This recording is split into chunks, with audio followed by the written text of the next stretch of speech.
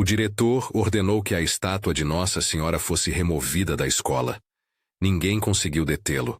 O que aconteceu depois deixou a cidade inteira sem palavras. Richard Coleman sempre foi conhecido por gestos precisos, calculados. À frente da escola rural que ficava na margem da vila, ele tratava o pátio como tratava os números no relatório. Ordenado, limpo, previsível. A velha estátua que estava sobre o pedestal de pedra, perto da entrada principal, contrariava aquele senso de ordem.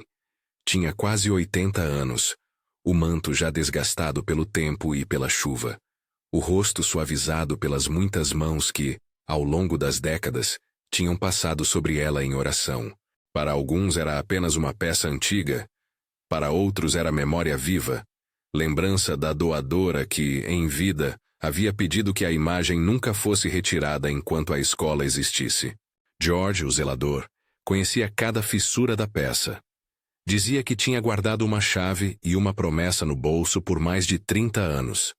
Margaret Foster, professora aposentada, usava palavras de defesa que vinham da própria história. Lembrava das crianças que, nas manhãs de janeiro, apertavam as mãos da imagem como quem procurava coragem para a prova. Lembrava das mães que, antes de levarem os filhos para o primeiro dia de aula, paravam ali e deixavam o pequeno sinal da cruz como proteção. Para a comunidade, a estátua era mais do que pedra e tinta. Era um elo entre gerações. Por isso a decisão de Richard caiu como um golpe frio. Ele argumentou com números, manutenção, segurança. A base estava rachada, disse ele. Podia cair. Representava risco legal. Para alguém que vivia guiado pelo relógio e pelo orçamento, a remoção parecia a decisão sensata. Numa tarde cinzenta, com o céu pesado como se também ponderasse a perda, homens vieram com um caminhão e carregaram a estátua. O pedestal ficou vazio.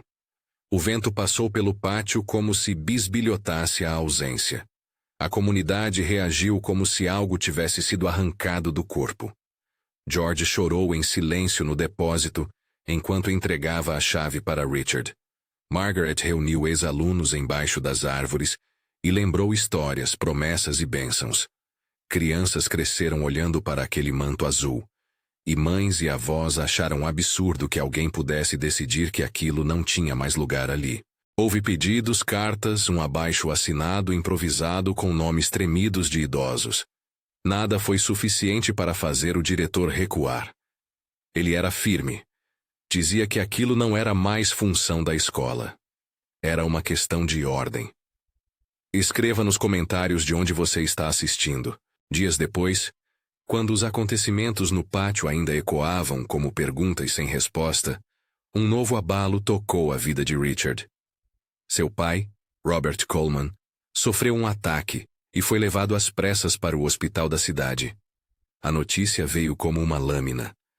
Robert sempre fora um homem reservado, de poucas demonstrações, mas com presença firme, a história de uma família inteira gravada em suas mãos calejadas. Quando Richard entrou no corredor branco do hospital, a sala parecia ter outra medida de tempo. O relógio batia compasso diferente. As máquinas marcavam um compasso que não era de rotina. Havia um som contínuo. O sopro das bombas, o bip compassado dos monitores, o passo quase inútil dos médicos e enfermeiras que lutavam contra o inesperado. Richard passou a noite em claro. Sentou-se numa cadeira no corredor, as mãos cruzadas, os olhos perdidos em lembranças que se empilhavam. A infância, o pai consertando um portão, as broncas silenciosas, as cartas não enviadas. Tinha abandonado a prática de rezar décadas antes, num movimento que começou com a pressa de construir uma vida e em que a fé foi, aos poucos, uma das coisas que restaram no caminho. Naquela madrugada, porém, a ausência da estátua parecia uma ferida aberta. Ele se lembrava do pedestal vazio. Se lembrava do rosto sereno da imagem. A culpa veio como um frio que penetrava os ossos. Segundo relatos de quem esteve por perto, era um corredor deserto e um homem exausto. Pessoas dali disseram depois que naquele momento, algo que não se explica com medidas e prontuários, entrou naquele corredor. Richard contou mais tarde aos vizinhos e a quem o procurava, que sentiu primeiro o cheiro. Um perfume que não vinha daqueles dias de hospital, não vinha de nenhum frasco ou aparelho. Era o cheiro das rosas que sua avó cultivara no fundo do quintal. O perfume das festas da paróquia, quando a cidade inteira trazia ramos para a bênção. O aroma era intenso, como se alguém tivesse aberto um campo inteiro de flores no meio do corredor. Ele olhou e viu uma mulher vestida de azul e branco atravessando a luz do corredor. Não havia confusão de vozes nem alarde. Era uma presença que parecia deslocar a pressa e, ao invés disso, derramar calma. Muitos que depois ouviram o relato preferiram usar cautela. Ele disse que viu, segundo quem estava com ele. Não havia intenção de provar nada. Havia o relato de alguém que, numa madrugada de desespero, teve a sensação de estar diante de algo maior do que ele mesmo. A mulher não falou. Seu manto movia-se com uma brisa que só ela parecia gerar. Seu rosto não precisava de palavras para transmitir conforto. Sobre ela, a paciência do olhar. Richard descreveu a paz como um peso que se retirava dos ombros. O ruído das máquinas ficou distante. As palavras que ele não conseguira dizer ao pai de tantos anos foram substituídas por uma presença que parecia compreender sem exigir explicação. Alguns que ouviram, dias depois, disseram que aquilo poderia ter sido cansado cérebro. Uma espécie de alucinação poderosa provocada pelo cansaço e pela emoção. Outros, incluindo membros da comunidade, enxergaram ali um sinal. Algo que reassumiu o lugar que as palavras humanas não alcançam.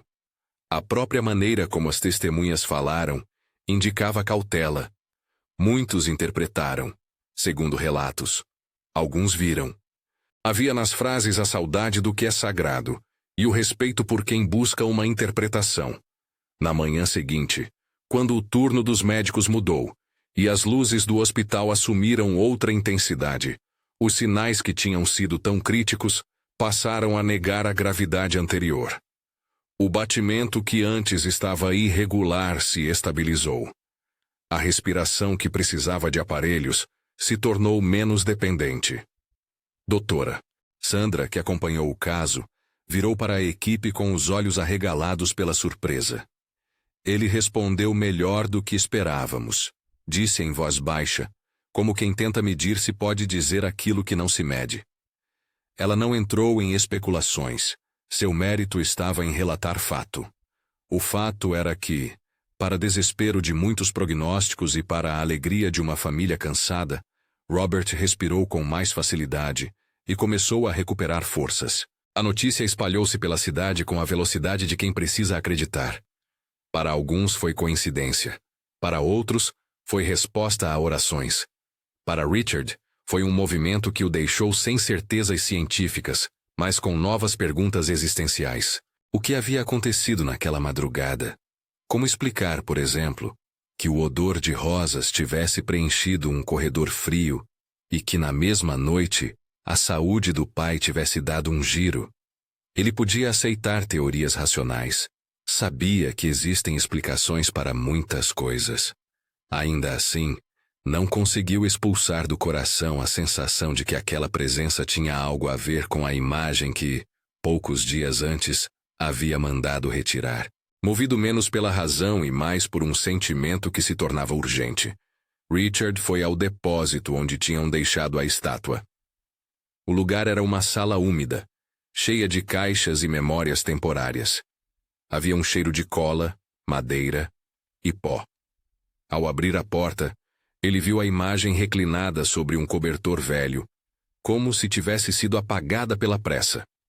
Havia uma rachadura no manto, próxima à base. Os dedos de Nossa Senhora tinham marcas de desgaste.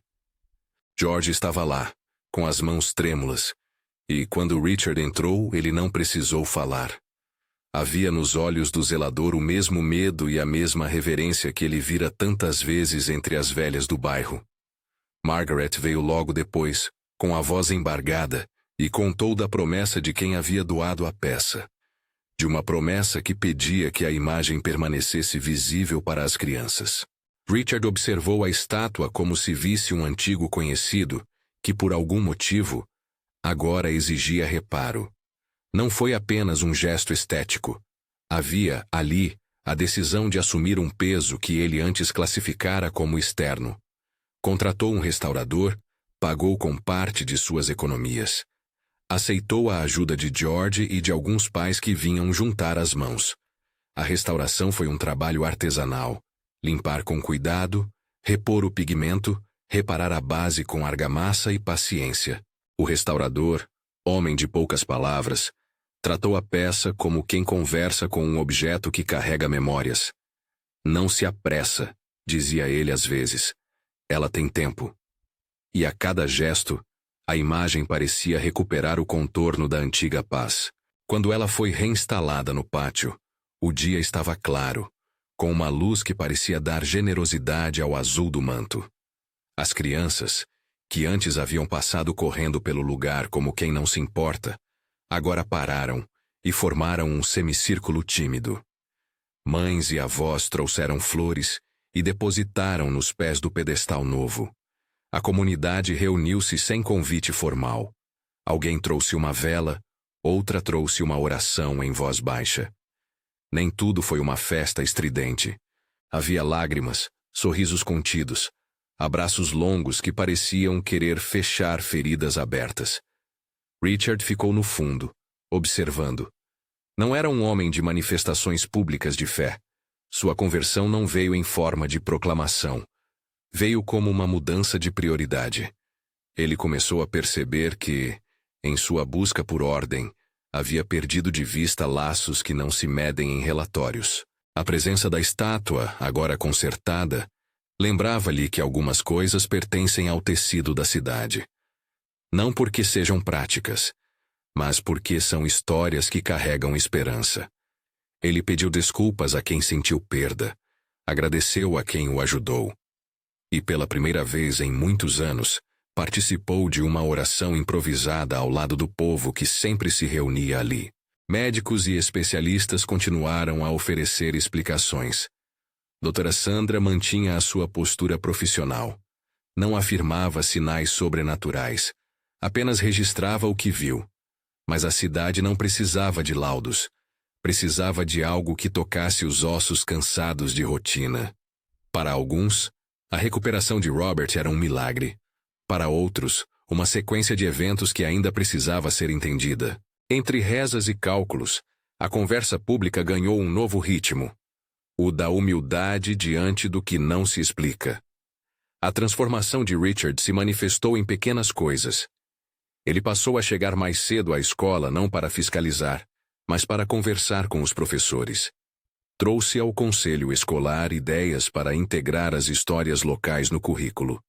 Participou de uma missa em que ficou esperando fora, escutando, até que Margaret o convidou gentilmente para entrar. Ele não fez discursos, mas deixou que suas escolhas falassem. Quando o diretor caminhou pelo pátio e passou a mão no pedestal reparado, havia uma reverência nova no gesto. Não era uma volta ao passado ingênuo. Era reconhecimento de que a comunidade e suas tradições tinham peso. A cidade, por sua vez, viu renascer hábitos antigos. Algumas famílias voltaram a se reunir em frente à imagem nos fins de tarde. Outras passaram a contar as histórias de quando os bisavós traziam ramos nas festas de setembro. As novas gerações, que viam na peça apenas um objeto, agora ouviram relatos de noites de oração, de milagres não celebrados em manchetes, mas sentidos em casa. Havia uma beleza discreta nisso. A vida retomando ritmos que sempre existiram, não por coerção, mas por lembrança. Muitos interpretaram o conjunto de acontecimentos como uma sequência de providências. Outros falaram em graça. Todos, contudo, se colocaram de novo frente ao mistério com menos pressa de rotular e mais vontade de testemunhar. A figura feminina, vestida de azul e vista por Richard naquela madrugada, permaneceu como um sinal pessoal. Ele nunca afirmou que a visão era uma prova universal. Preferiu repetir o que havia sentido. Paz, presença, cheiro de rosas. Contou a experiência em jantares longos, em oração com a comunidade e até em silêncio, olhando para o pai que agora caminhava com passos mais firmes. Nos meses seguintes, A escola tornou-se um lugar onde a história da estátua passou a fazer parte das conversas cotidianas. Alunos fizeram um pequeno mural com cenas que lembravam o que haviam ouvido das avós. Margaret organizou um acervo de fotografias antigas. George, orgulhoso, passava as tardes varrendo em volta da base reparada. Tudo parecia mais calmo. Não porque os problemas foram embora, mas porque a comunidade recuperou um ponto de união. A narrativa do que aconteceu atravessou a cidade e chegou a outras vilas. Pessoas escreveram cartas, contam dos momentos que viveram. Depois de ouvir o relato de Richard, algumas comunidades redescobriram imagens antigas e resolveram cuidar delas. Em cada praça em que uma imagem foi restaurada ou protegida, surgia a mesma mistura: lógica e mistério, explicação e oração. É importante dizer que ninguém prometeu milagres para todos. O que se via era a maneira com que um acontecimento mudou as prioridades de um homem e a rotina de um lugar. Richard, agora, quando cruza o pátio, faz uma pausa. Não é uma pausa para fiscalizar. É uma pausa para ver as crianças brincando, para notar a luz que bate no rosto da imagem, para sentir que há coisas que ultrapassam rótulos e relatórios. Ele ainda é prático. Gerencia contas, antecipa reformas, negocia recursos. Mas também aprendeu a medir o resultado de sua função por outro critério: a saúde da comunidade, a preservação de memórias que sustentam esperança. Sua mudança não foi pública com alarde. Foi íntima, quase doméstica, uma decisão de alinhar suas ações com o cuidado comunitário. Ao final daquela história que começou com uma decisão fria e terminou com mãos que consertaram pedra e afeto, a cidade ficou com mais perguntas do que respostas. Talvez essa seja a graça do caso: não trazer certezas ruidosas, mas abrir espaço para que as pessoas decidam o que vai preencher o vazio de seus pedestais. Cada um resolveu lidar com o acontecimento à sua maneira, rezando, duvidando, contando, ajudando, perdoando. A velha estátua voltou ao lugar, não como um talismã que vai resolver qualquer problema, mas como um convite a olhar o que a comunidade carrega de mais sensível e essencial. Aquele episódio também trouxe um convite coletivo. Alguns dias depois da reinauguração, numa tarde em que o entardecer tingia o rio de cobre, uma pequena reunião espontânea aconteceu ao lado do pedestal. Lá estavam pessoas que haviam participado da restauração, famílias de alunos. A doutora Sandra, George, Margaret e, discretamente, o próprio Richard com o pai ao seu lado. Não houve sermões heróicos. Houve silêncio, oração baixa, mãos dadas. Foi um momento de reconhecimento, de fragilidade, de cuidado, de esperança. Ninguém exigiu conversão. Ninguém transformou a cena em prova.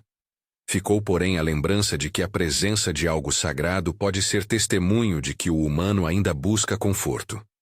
Se esta história toca você de alguma forma, se trouxe lembranças de uma imagem, de um gesto, de uma mão que segurou a sua em momento de dor, saiba que há espaço para partilhar.